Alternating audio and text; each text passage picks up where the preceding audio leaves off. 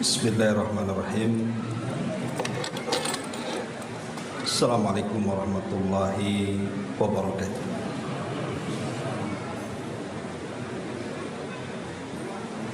Alhamdulillah wassalatu wassalamu ala Rasulillah wa ala alihi wa sahbihi wa mawalah wa la hawla wa la quwwata illa billahi wa ba'd. Alhamdulillah, segala puja dan puji hanya milik Allah subhanahu wa ta'ala. Salawat dan juga salam kita hadiahkan kepada Rasul kita Nabi besar Muhammad sallallahu alaihi wa ala alihi wasallam.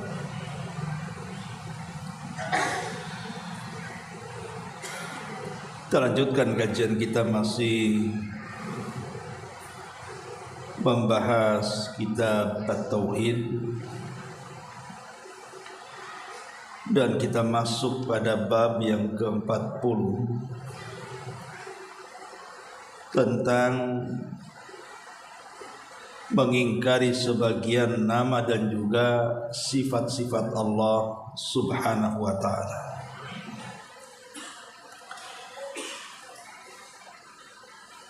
Pengarang sebelumnya banyak membahas tentang penyimpangan tauhid dalam bab rububiyah dan yang paling banyak dalam bab uluhiyah. Maka dalam bab ini pengarang ingin menjelaskan tentang beberapa penyimpangan dalam bab nama dan juga sifat-sifat Allah subhanahu wa ta'ala. Karena kita tahu bahwa pembagian tauhid walaupun tidak ada dalil yang sharih di dalam Al-Quran dan juga Sunnah bahwa tauhid itu ada 3 macam. Tetapi setelah adanya penelitian para ulama dengan seksama dan dengan sangat teliti tentang nas-nas Al-Quran dan juga hadis-hadis Nabi sallallahu alaihi wasallam, maka para ulama pun menyimpulkan bahwa tauhid itu tidak lepas dari 3 perkara. Pertama, membahas tentang rububiyah yang berkaitan dengan perbuatan-perbuatan Allah. Yang kedua, yang berkaitan dengan uluhiyah, yang berkaitan dengan peribadatan hamba kepada Allah subhanahu wa ta'ala. Dan yang ketiga berkaitan dengan nama Allah subhanahu wa ta'ala dan juga sifat-sifatnya. Nah, dalam bab ini pengarang lebih fokus kepada penyimpangan dalam bab nama dan sifat bagi Allah azza wa jalla. Baik, kita akan baca beberapa dalil yang dicantumkan pengarang di sini. Pertama, disebutkan dalam surah Ar-Ra'd ayat 30. Wa hum yakfuruna birrahman Qul huwa rabbi la ilaha illahu alaihi tawakkaltu wa ilaihi matab. Dan mereka, maksudnya orang-orang kafir Quraisy, sangat ingkar kepada Ar-Rahman, Zat yang Maha Pengasih. Maka katakanlah, Dia Ar-Rahman adalah Tuhanku, tidak ada sesembahan yang berhak disembah selain Dia. Hanya kepadanya aku bertawakal dan hanya kepadanya aku bertobat. Dalam ayat ini Allah subhanahu wa ta'ala menyebutkan tentang sifat-sifat orang kafir, mereka mengingkari nama-nama Allah Subhanahu wa taala, terutama Ar-Rahman. Kemudian diriwayatkan dalam Sahih Bukhari bahwa Ali bin Abi Thalib radhiyallahu an berkata, "Hadditsun nasa bima ya'rifuna aturiduna an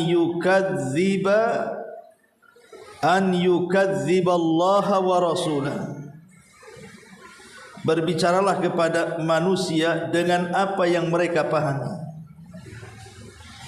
Apakah kalian menghendaki Allah dan Rasulnya didustakan? Kemudian kata Syekh Muhammad ibn Abdul Wahhab, Abdul Razak meriwayatkan dari Ma'mar, dari Ibnu Tawus, dari bapaknya dari Ibnu Abbas, bahwa dia melihat seseorang terkejut ketika mendengar hadis Nabi SAW yang berkenaan dengan sifat-sifat Allah.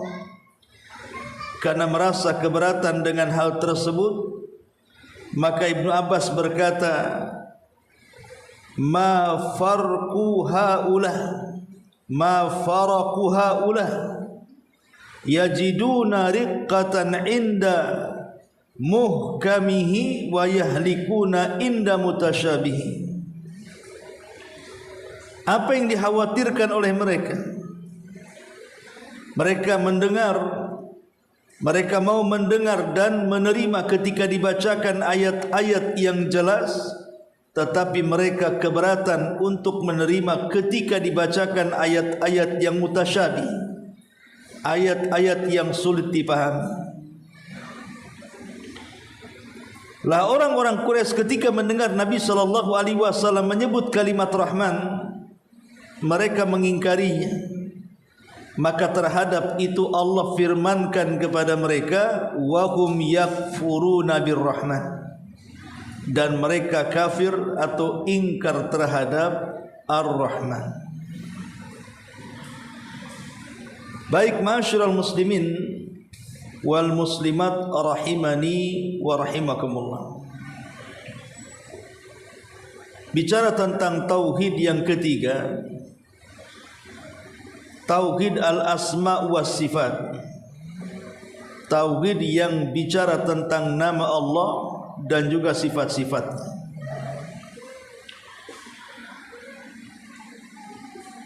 Tujuan kita mempelajari nama Allah Subhanahu wa ta'ala dan sifat-sifatnya ini sebenarnya bukan hanya sekedar seseorang itu menghafal nama-nama Allah yang 99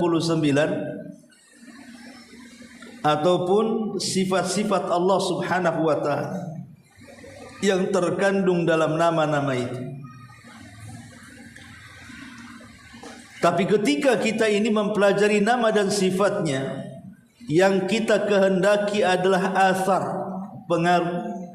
Apa sih yang mempengaruhi kita ketika kita mempelajari nama-nama Allah dan sifat-sifatnya itu? Dari mulai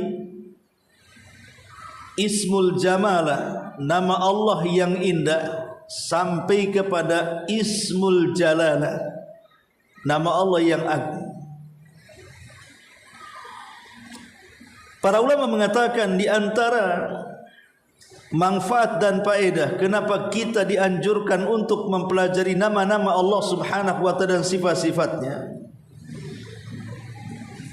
akan menanamkan kepada hati seorang hamba al-adabu ma'allah, beradab dan berakhlak kepada Allah Subhanahu wa ta'ala. Jadi dengan mempelajari nama dan sifat Allah itu, kita semakin beradab, berakhlak, beretika dengan Allah Subhanahu wa ta'ala. Contoh umpamanya, ulama ketika membahas nama-nama Allah yang bersifat jamalah, indah, lembut, maka kita disuruh untuk mencontohnya. Tetapi para ulama mengatakan kalau kita berhadapan dengan nama Allah Subhanahu wa taala yang bersifat jalalah, penuh dengan kebesaran dan keagungan, maka kita disuruh mencontoh kebalikan daripada nama itu. Biar mempermudah kata-kata saya, contoh Ismullah Al-Jamalah, nama Allah yang sifatnya indah dan lembut, seperti Ar-Rahman, Ar-Rahim, Al-Ghafur,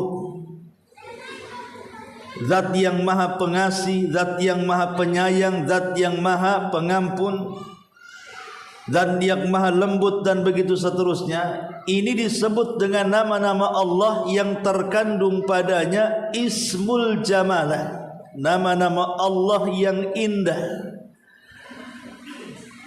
dan kita harus menirunya. Ketika Allah Subhanahu wa taala maha penyayang kepada hamba-hambanya, maka tanamkan penyayang itu juga pada hati kita. Sayangi orang-orang yang ada di bumi, nanti Allah menyayangi kita.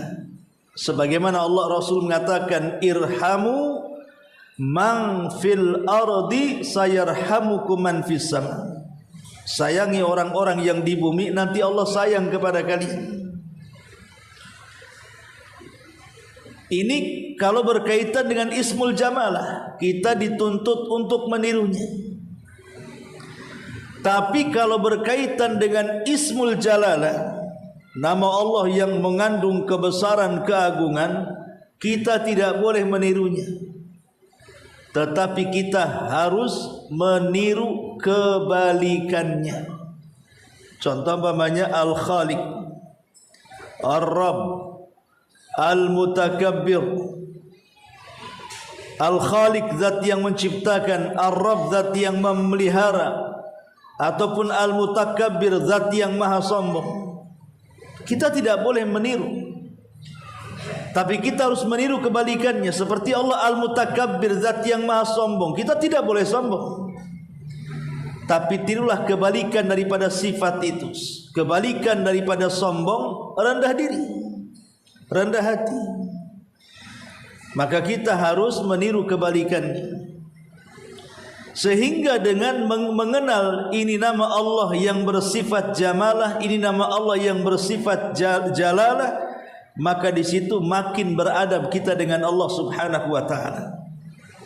Ini yang pertama. Kemudian yang kedua,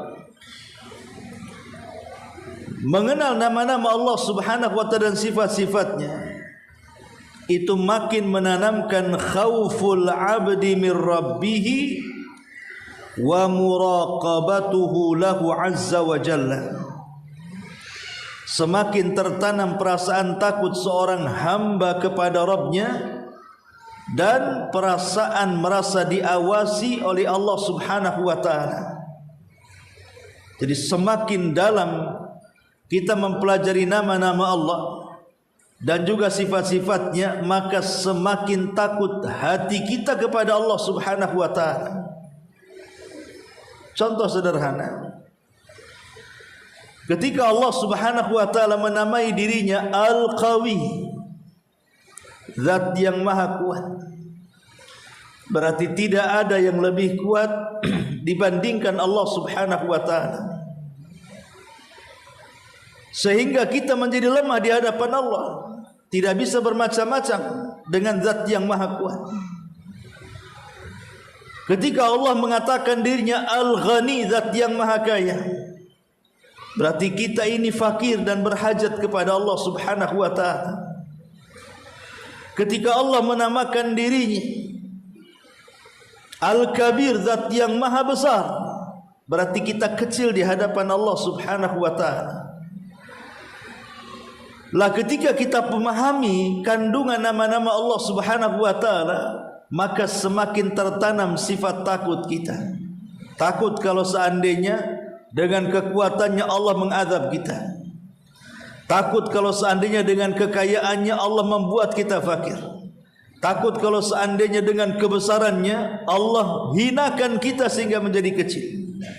Maka tertanamlah al-khaufu min rabbi, sifat takut dan merasa diawasi oleh Allah Subhanahu wa taala. Karena kita tahu Allah itu Al-Basir, Maha mendengar, Maha melihat, berarti kita senantiasa dilihat Allah. Kita yakin Allah itu As-Sami, Maha mendengar, berarti semua ucapan kita didengar Allah. Maka tertanam sifat muraqabah juga, merasa diawasi oleh Allah Subhanahu wa taala. Kemudian juga yang ketiga, ketika kita semakin dalam mempelajari nama dan sifatnya, maka kita semakin iftiqarul abdi ilaih, hajatnya hamba kepada Allah Azza wa Jal itu luar biasa. Jadi semakin dalam mempelajari nama Allah, berarti kita semakin berhajat dengan Allah. Ketika kita yakin Allah itu Ar-Razzaq, zat yang maha memberikan rizki, berarti rizki kita itu di tangan Allah. Kalau rizki kita di tangan Allah, mau minta sama siapa kita rizki ini? Kalau bukan kepada Allah, maka tumbuhlah perasaan berhajat dan butuh dengan Allah Subhanahu wa ta'ala. Ketika kemudian kita ini dizalimi, umpamanya kita dizalimi, disakiti, difitnah, sementara yang menzalimi, yang menyakiti, yang memfitnah, yang membuli dan yang semacamnya itu jauh lebih kuat dibandingkan kita. Kita tidak bisa melawan mereka, karena boleh juga mereka mungkin lebih kaya, lebih tinggi pangkat, jabatan dan kedudukannya. Kita hanya jadi korban perbuatan zalim mereka. Tapi dengan meyakini Allah itu Qawi, Al-Qawi, zat yang maha kuat, maka kita tinggal minta kepada Allah, ya Allah, Engkau ini zat yang maha kuat, sementara aku lemah, sementara orang yang menyakitiku mereka lebih kuat daripada aku, tunjukkan kekuatan. Jadi kalau kita paham dengan nama-nama Allah Subhanahu wa taala, maka kita makin merasa fakir dan sangat berhajat dengan Allah Subhanahu wa taala. Kemudian yang keempat, di antara pengaruh mempelajari nama-nama Allah dan sifatnya adalah as-siqatu billahi fil masaibi wal alam. Fa inna man arafa Allah bi asma'ihi wa sifatihi zadat siqatuhu bihi. Dengan mempelajari nama-nama dan sifat bagi Allah Subhanahu wa taala, maka akan menanamkan kepercayaan tinggi kepada Allah, terutama saat-saat kena musibah dan saat-saat kena bencana dan saat-saat kena ujian. Kita makin yakin dengan Allah Subhanahu wa taala, karena siapapun yang mengenal Allah dengan nama-namanya dan sifat-sifatnya, maka secara otomatis bertambah keyakinannya kepada Allah Subhanahu wa taala, bertambah kesabarannya, bertambah ketakwaan. Karena kalau seandainya kita dapat musibah, bukankah musibah ini datang dari Allah Subhanahu wa taala? Tidak mungkin zat yang maha rahman, zat yang maha rahim, yang memiliki sifat rahmat kasih sayang, menimpakan musibah dalam rangka untuk menyakiti hamba-hambanya, menzalimi hamba-hambanya. Pasti zat yang maha ar-Rahman ar-Rahim, yang memiliki sifat rahmat, tidak mungkin memberikan ujian kepada kita kecuali kita sanggup menghadapinya. Dan tidak mungkin juga menimpakan ujian kecuali disesuaikan dengan kadar imannya.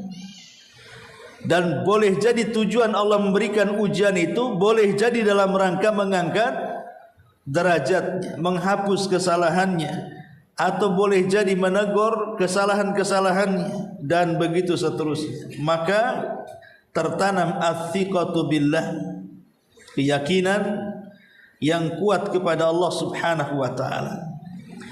Kemudian pengaruhnya lagi mempelajari nama Allah dan sifatnya adalah kita bisa jadikan nama-nama Allah dan sifat-sifatnya untuk tawassul dalam doa-doa kita. Bukankah Nabi Allah Subhanahu wa taala berfirman dalam Al-Qur'an, walillahil asmaul husna fad'uuhu biha. Dan Allah itu memiliki nama-nama Allah, maka berdoalah dengan nama-nama itu. Artinya bertawassullah dengan nama-nama itu. Karena para ulama mengatakan siapapun yang bertawassul dengan nama-nama Allah Subhanahu wa taala, bertepatan dengan nama-nama Allah yang bersifat Ismul A'zam, nama Allah yang agung, dipastikan doa-doa kita pasti mustajab. Siapapun yang berdoa kepada Allah kemudian dia menyebutkan Ismul A'zam, nama-nama Allah yang agung, dipastikan tidak mungkin ditolak doanya. Memang terjadi perselisihan ulama, nama-nama Allah yang agung itu yang mana satu? Ada yang mengatakan Allah, ada yang mengatakan Al-Hayyu Al-Qayyum, ada yang mengatakan Ar-Rabb, dan banyak sekali pendapat-pendapat para ulama tentang mana satu Ismullah Al-Azam.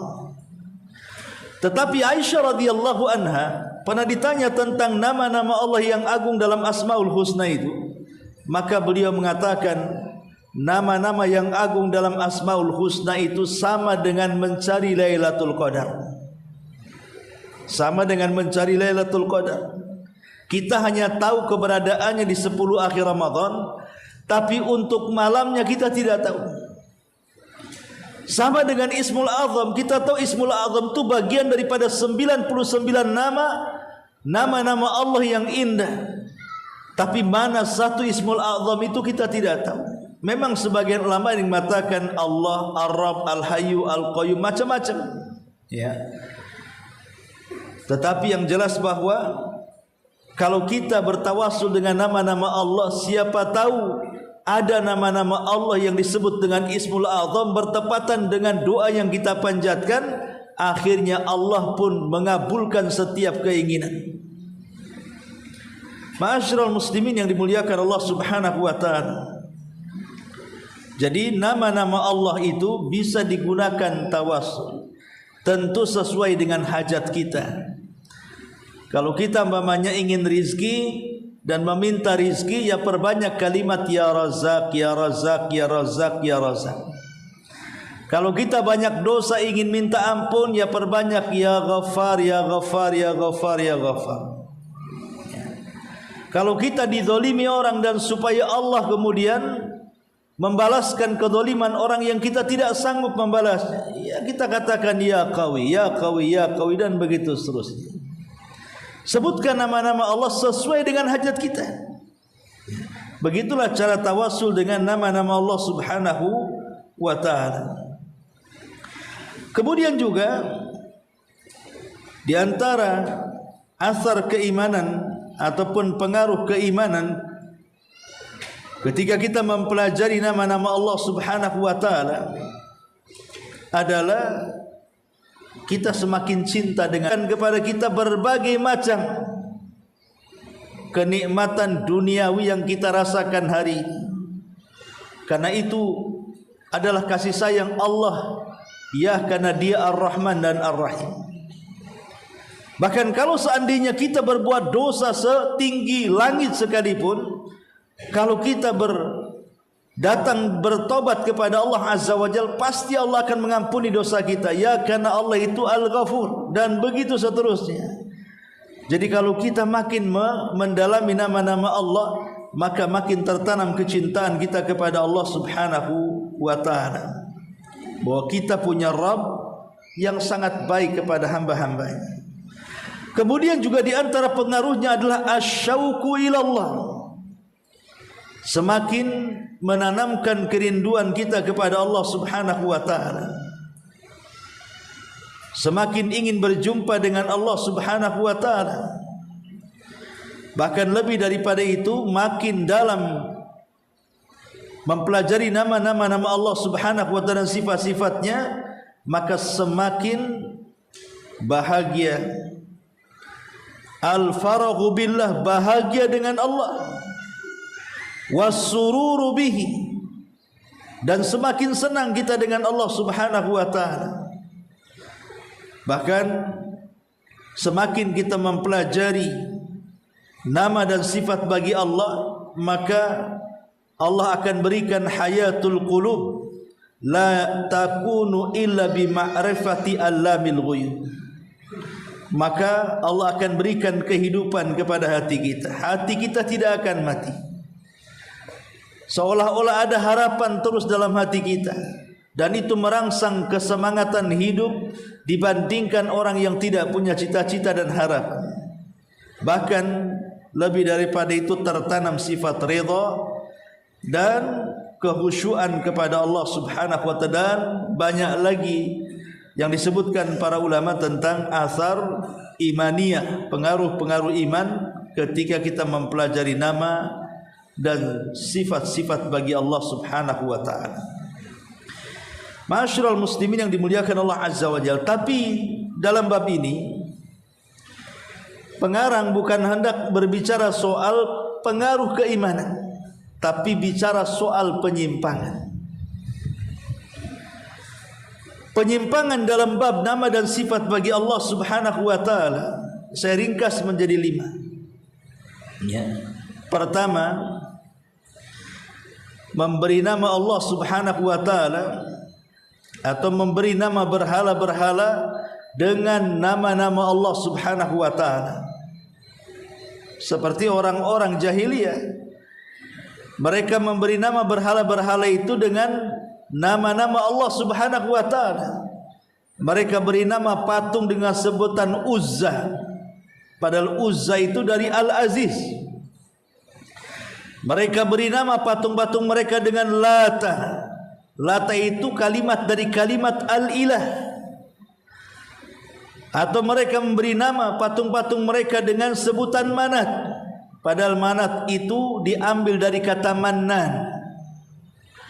Mannan itu nama di antara nama-nama Allah. Jadi orang-orang jahiliyah ketika memberikan nama-nama berhala mereka, diberikan nama-nama yang seharusnya untuk Allah Subhanahu wa ta'ala. Maka ini kesalahan dalam bab nama dan sifat bagi Allah Subhanahu wa ta'ala, memberi nama berhala dengan nama-nama Allah Subhanahu wa ta'ala. Yang kedua, tasmiyatuhu subhanahu wa ta'ala bima la yaliku bihi. Memberi nama Allah dengan nama yang tidak layak disematkan kepada Allah Subhanahu wa ta'ala. Seperti orang-orang Nasrani yang mengatakan bahwa Allah itu adalah Bapa dan Isa itulah adalah anak. Makanya Isa dikatakan Ibnullah, anaknya Allah, dan Allah itu bapaknya. Ataupun orang-orang Yahudi mengatakan Uzair itu anak dari Allah dan Allah itu bapaknya. Lah ini penamaan kepada Allah Subhanahu wa ta'ala disebut bapa karena dia punya keturunan. Maka ini penamaan yang tidak layak disematkan kepada Allah Subhanahu wa ta'ala, dan ini penyimpangan dalam bab dan sifat bagi Allah Subhanahu wa ta'ala. Kemudian yang ketiga, wasfuhu subhanahu wa ta'ala bima yunazzah anhu minan naqais. Wasfuhu subhanahu, mensifati Allah Subhanahu wa ta'ala dengan sifat-sifat yang terjauh dari sifat-sifat kurang, seperti kelakuan orang-orang Yahudi yang mengatakan Allah itu fakir. Seperti Allah mengatakan, ucapan Yahudi yang disebutkan dalam surah Al-Imran 182 itu, innallaha fakirun wa nahnu aghnia. Allah itu fakir, kami yang kaya. Itulah kelancangan orang Yahudi. Bagaimana mereka bisa mengatakan Allah fakir? Fakir ini sifat yang tidak layak disematkan kepada Allah, karena fakir itu banyak kekurangan. Maka ini juga penyimpangan dalam bab nama dan sifat bagi Allah Subhanahu wa ta'ala. Atau orang Yahudi mengatakan yadullah maghlulah, tangan Allah itu terbelenggu. Na'udzubillah. Ma'asyiral muslimin yang dimuliakan Allah Azza wa Jalla. Kemudian yang keempat, jahdu ma'aniha wa haqaiqiha, ataupun mereka menyimpang dalam makna-maknanya atau hakikat-hakikatnya, membuat penyimpangan dalam makna-makna daripada nama dan sifat tersebut, ataupun menyimpangkan hakikatnya, seperti yang dikatakan oleh orang-orang Jahmiyah. Jahmiyah mengatakan bahwa nama-nama Allah itu hanya sekedar nama, tapi tidak mengandung sifat. Ya, memang Allah itu Ar-Rahman Ar-Rahim, tapi tidak mengandung sifat rahmat. Itu sama dengan orang punya telinga tapi tidak mendengar, orang punya mata tapi tak melihat, orang punya mulut tapi tak bicara. Nah, ini keyakinan orang-orang Jahmiyah. Allah itu memiliki nama tapi tak terkandung sifat namanya. Nah, ini juga menyimpang dalam bab nama dan sifat bagi Allah Subhanahu wa ta'ala. Atau yang terakhir, yang kelima, tashbihu sifatihi bi sifati khalqihi, menyerupakan sifat-sifatnya dengan sifat Allah, menyerupakan sifat Allah dengan sifat-sifat makhluknya, seperti tangan Allah sama dengan tangan manusia, kemudian turunnya Allah dari langit seperti turunnya manusia. Maka orang-orang yang tashbih, menyerupakan seperti ini, disebut musyabbihah. Maka ini juga bagian daripada penyimpangan-penyimpangan di dalam nama dan sifat bagi Allah Subhanahu wa ta'ala. Ma'asyiral muslimin wal muslimat rahimani wa rahimakumullah. Ketika manusia menyimpang dalam bab nama dan sifat bagi Allah Subhanahu wa ta'ala, tentu akan memiliki pengaruh yang tidak baik. Akan memiliki pengaruh yang tidak baik. Di antara pengaruhnya, maka mereka akan lalai dengan Allah Subhanahu wa ta'ala. Ketika mereka menyimpang dari bab nama dan sifat bagi Allah, secara otomatis mereka akan lalai di dalam menyembah Allah Subhanahu wa ta'ala. Jadi lalai. Kemudian yang kedua, akan menimbulkan banyak penyimpangan di dalam tauhid. Ketika mereka salah dalam bab nama dan sifat bagi Allah, maka akan terjadi penyimpangan dalam bab tauhid. Dan itu sudah banyak terjadi. Seperti kenapa orang-orang Khawarij mereka menyimpang, karena mereka hanya mendahulukan nama-nama Allah Subhanahu wa ta'ala yang sangat menakutkan, sementara nama-nama Allah yang penuh dengan harapan mereka lupakan. Sehingga akhirnya kemudian mencetuskan sebuah pemahaman bahwa para pelaku dosa besar itu kafir di dunia, kalau masuk neraka tidak akan keluar dari neraka. Ini akibat dari penyimpangan terhadap nama dan sifat bagi Allah Subhanahu wa ta'ala.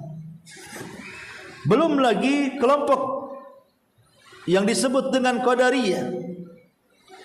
Ketika orang-orang Qadariyah itu mengingkari satu nama dari nama-nama Allah, seperti al-ilmu, Allah itu zat yang maha mengetahui yang telah, yang sedang dan yang akan datang. Mereka mengatakan tidak, Allah itu hanya mengetahui kalau sudah terjadi peristiwanya, baru Allah tahu. Kalau peristiwa itu belum terjadi, Allah tidak tahu. Jadi menunggu peristiwa itu terjadi baru Allah tahu. Nah, ini kan mengingkari ilmu namanya. Lah ketika itulah maka ulama menyesatkan Qadariyah. Sampai-sampai Nabi SAW mengatakan bahwa Qadariyah itu majusinya umat ini. Rasul menganggap mereka adalah majusi dan mereka adalah kelompok-kelompok sesat, gara-gara di antaranya pengingkaran mereka terhadap nama dan sifat bagi Allah Subhanahu wa ta'ala. Ataupun Jabriyah atau kelompok-kelompok sesat yang lainnya, kenapa mereka menyimpang? Kebanyakan mereka menyimpang itu dalam bab nama dan sifat bagi Allah Subhanahu wa ta'ala. Jadi bahaya orang-orang yang kemudian tidak memahami tentang kaedah-kaedah asma dan juga sifatullahi azza wa jalla. Baik, kita akan membaca sedikit apa yang dikatakan pengarang di sini. Di sini muallif rahimahullahu taala membawakan beberapa dalil dari Al-Qur'anul Karim. Di sini di antaranya Allah berfirman, wa hum yakfuruna birrahman, dan mereka orang-orang kafir itu ingkar kepada Ar-Rahman. Maksudnya ingkar dengan Allah Subhanahu wa taala. Kenapa demikian? Asbab nuzulnya, jadi orang-orang Quraisy itu ketika mendengar Nabi SAW menyebut Ar-Rahman, mereka mengingkarinya. Karena Musailamah Al-Kadzab oleh sebagian pengikutnya disebut Rahmanul Yamamah. Jadi Musailamah Al-Kadzab, si nabi palsu itu dapat gelar oleh para pengikutnya disebut Rahmanul Yamamah. Rahmannya Yamamah. Yamamah itu nama tempat, Rahmannya Yamamah. Ya, dan mereka pun mengolok-olok nama Allah Subhanahu wa taala. Makanya ketika orang-orang Quraisy itu mendengar Rasul menyebutkan Ar-Rahman, mereka langsung mengingkari nama itu. Makanya ketika mereka mengingkari nama itu disebut Nabi, kemudian Allah Subhanahu wa taala firmankan untuk mereka, wa hum yakfuruna birrahman, dan mereka pun ingkar atau kafir terhadap nama Allah Subhanahu wa taala Ar-Rahman, dan mengingkari satu nama dari 99 nama-nama Allah Subhanahu wa taala sama dengan mengingkari semua nama. Satu saja nama Allah diingkari, maka sama dengan mengingkari semua nama. Sama dengan Quran, satu ayat saja diingkari, maka sama dengan mengingkari semua ayat dalam Quran. Sama dengan Nabi, satu Nabi saja diingkari, maka sama dengan mengingkari semua Nabi dan Rasul. Maka begitu juga ketika kita mengingkari nama dari nama-nama Allah, satu saja diingkari berarti kita mengingkari semua nama. Kita ingkari satu Ar-Rahman atau Ar-Rahim, maka kita sudah mengingkari semua nama. Makanya Allah mengatakan dalam Al-Baqarah 85, afatu'minuna bi ba'dil kitab wa takfuruna bi ba'd. Apakah kamu beriman kepada sebagian kitab dan ingkar kepada sebagian yang lainnya? Ma'asyiral muslimin yang dimuliakan Allah Subhanahu wa taala,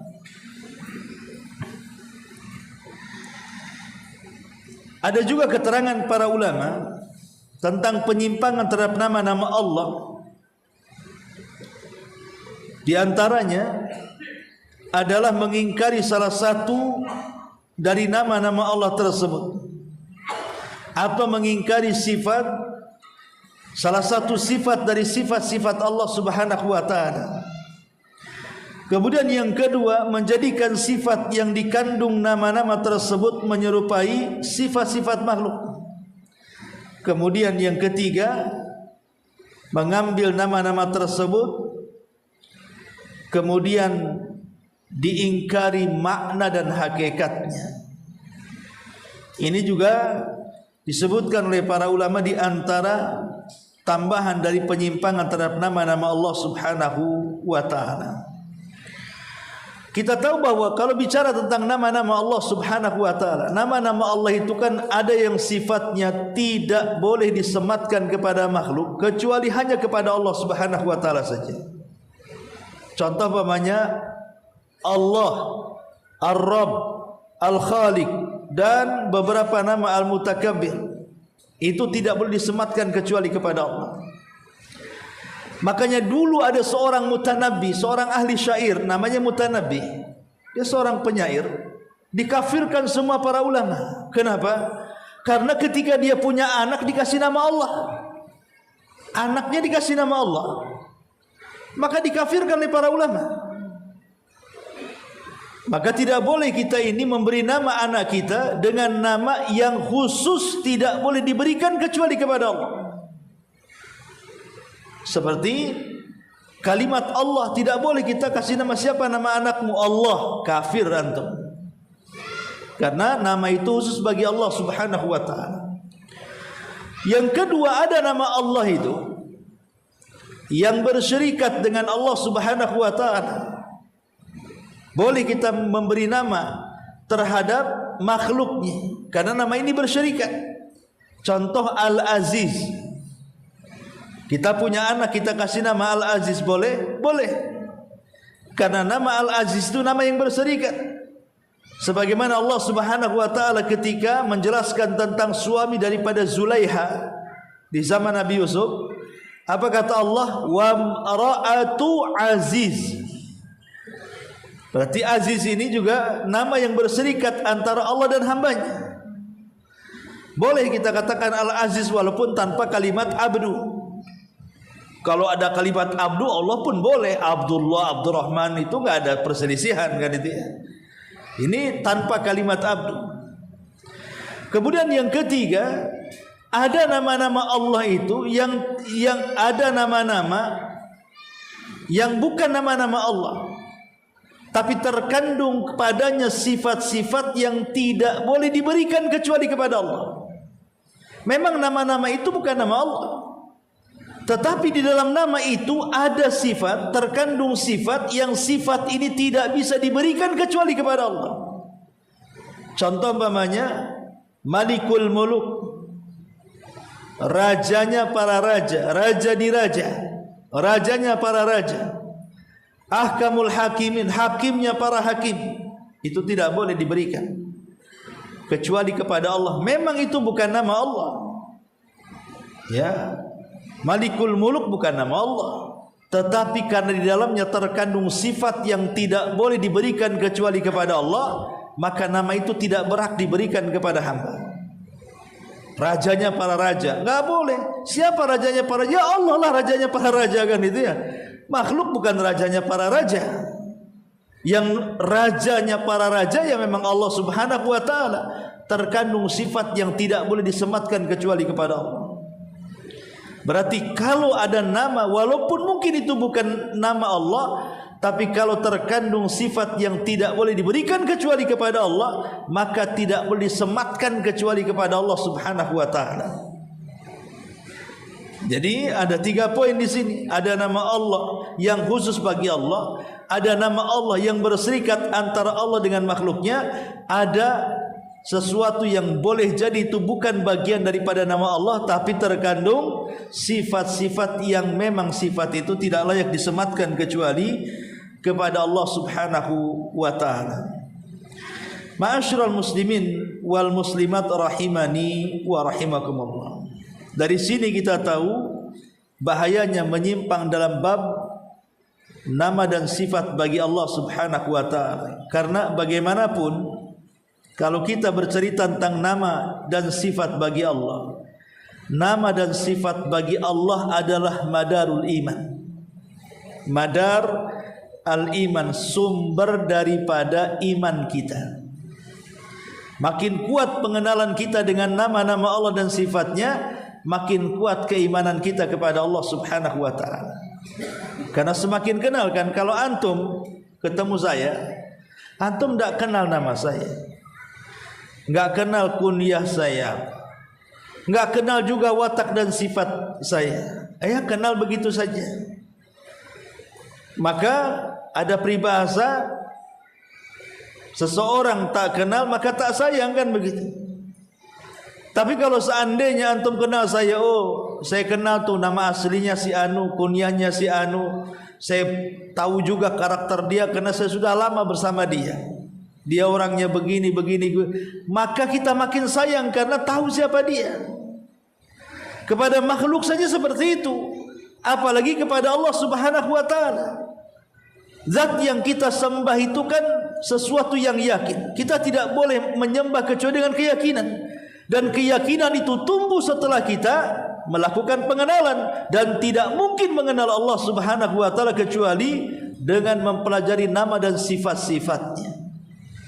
Maka nama dan sifat bagi Allah itu madarul iman. Dia adalah sumber daripada keimanan kita. Bertambah dan tidaknya iman ditentukan pengenalan kita terhadap nama-nama Allah dan sifatnya. Yang kedua juga, nama-nama Allah dan sifat-sifatnya adalah rukun daripada rukun-rukun tauhid.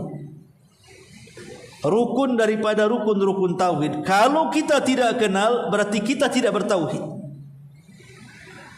Kalau orang hanya meyakini uluhiyah dan rububiyah, tapi dia tidak tahu asma wa sifat, belum dikatakan muwahhid, belum dikatakan ahli tauhid, karena dia bagian daripada rukun. Bagaimana kita akan meyakini Allah sebagai Rabb, kemudian juga kita menyembah Allah sebagai Rabb, menggabungkan rububiyah dan uluhiyah, kalau kita enggak yakin dengan nama dan sifatnya? Makanya karena nama-nama Allah dan sifatnya adalah satu di antara rukun tauhid, berarti belum dikatakan muwahhid ahli tauhid kalau hanya beriman dengan rububiyah dan uluhiyah sementara dia mengingkari nama dan sifat bagi Allah Subhanahu wa ta'ala. Kemudian yang ketiga, bahwa nama-nama Allah dan sifatnya adalah dzirwatu sanamil ubudiyah, puncak tertinggi dalam ubudiyah seorang hamba kepada Allah. Puncak paling tinggi seorang hamba beribadah kepada Allah adalah dengan mengenal nama-namanya, dengan mengenal sifat-sifatnya. Sebab bagaimana kita akan menyembah Allah kalau kita tidak kenal siapa yang disembahnya? Seseorang ingin menyembah kepada zat yang tidak dikenal siapa yang disembahnya, bagaimana dia akan menyembah? Menyembah itu kepada zat yang kita kenal siapa yang harus kita sembah, dan kita yakin memang dia pantas disembah, dan itu hanya dikenal dengan nama-nama Allah dan juga sifat-sifatnya. Kemudian yang keempat, bahwa nama-nama Allah dan sifatnya adalah puncak daripada istijabatud doa, terkabulkannya setiap Allah. Bicaralah kepada manusia sesuai dengan akal yang mereka paham. Ma'asyiral muslimin yang dimuliakan Allah Azza wa Jalla, mempelajari nama dan sifat bagi Allah memang agak rumit. Apalagi kalau seandainya kalau sudah menyentuh kepada bab-bab kaidah-kaidah yang berkaitan dengan nama dan sifat bagi Allah.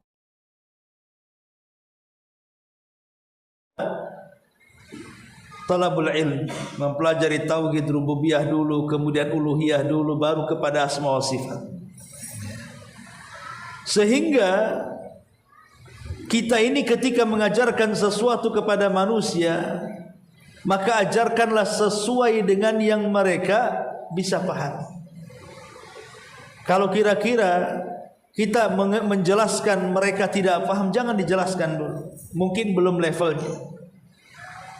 Karena kan dalam ilmu agama itu sama dengan ilmu pengetahuan dunia juga, kan ada levelnya, ada kelas SD, SMP, SMA sampai ke universitas. Ya tidak mungkin juga orang baru SD dikasih pelajaran universitas, mana paham dia. Maka bicara dengan manusia itu sesuai dengan yang mereka bisa cerna. Lah ahli sunnah wal jamaah ketika menjelaskan tentang nama-nama Allah dan sifatnya itu lebih mudah dicerna. Kenapa? Karena cukup menetapkan apa yang Allah tetapkan. Amiruha kama jaa, biarkan nama-nama itu sebagaimana datangnya. Ketika Allah Subhanahu wa taala mengatakan yadullah, Allah itu memiliki tangan, ya sudah, Allah punya tangan, selesai. Tapi jangan kita katakan tangan Allah sama dengan tangan makhluknya. Tak usah ribet-ribet takwil sana takwil sini, manusia tidak paham terkadang. Ma'asyiral muslimin yang dimuliakan Allah Azza wa Jalla, makanya ketika kita bicara soal Allah Subhanahu wa taala jangan sembarang. Sebab kalau seandainya kita sembarangan mengajarkan kepada manusia, mendakwakan kepada manusia soal tauhid al-asma wa sifat, kemudian sampai melakukan penyimpangan, bisa saja akibat itu Allah dan Rasulnya didustakan. Makanya Ali mengatakan, aturiduna an yukadzab Allah wa Rasul. Apakah kalian hendak supaya Allah dan Rasulnya didustakan? Maka tidak sembarang orang itu mendakwahkan, harus sesuai dengan pemahaman salafun saleh. Kemudian Ibnu Abbas radhiyallahu an juga beliau melihat seseorang terkejut ketika mendengar hadis Nabi yang berkenaan dengan sifat-sifat Allah. Seperti Allah turun itu menjelaskan sifatnya. Dan memang apa yang dialami para sahabat di zaman Abdullah ibn Abbas terkadang juga kita alami hari ini. Kalau kita sampaikan kepada manusia, yanzilu rabbuna ila sama'i dunya, Allah turun ke langit dunia, kaget orang, mana ada Allah turun ke langit dunia lagi. Berarti kan makhluk lebih besar dibandingkan sang khalik. Khalik kan besar, bagaimana dia akan turun kepada makhluk yang kecil? Terkadang terkaget-kaget itu. Padahal sebenarnya sederhana saja. Kita ini ahli sunnah wal jamaah ketika mendengar ayat-ayat yang bersifat mutasyabih ataupun hadis-hadis Nabi SAW, cukup kita imani saja. Ketika Rasul mengatakan yanzilu rabbuna, Allah turun, ya selesai, Allah turun. Tanpa kemudian kita bicara bagaimana turunnya, apa yang turun, ya sudah turun, ya turun dari ketinggian ke bawah, itulah turun. Jangan kemudian terpikir loh kalau Allah turun nanti arasnya kosong. Berarti Allah tidak pernah naik selamanya. Kenapa? Karena sepertiga malam Allah turun itu, sepertiga malam di dunia itu beda-beda. Nanti turun di sini, habis ini turun di sana, habis ini turun di sana. Lama-lama stres, gila namanya. Cukup imani saja Allah turun, selesai. Itulah sebenarnya sederhananya kita mempelajari tauhid, tidak serumit apa yang mereka pikirkan.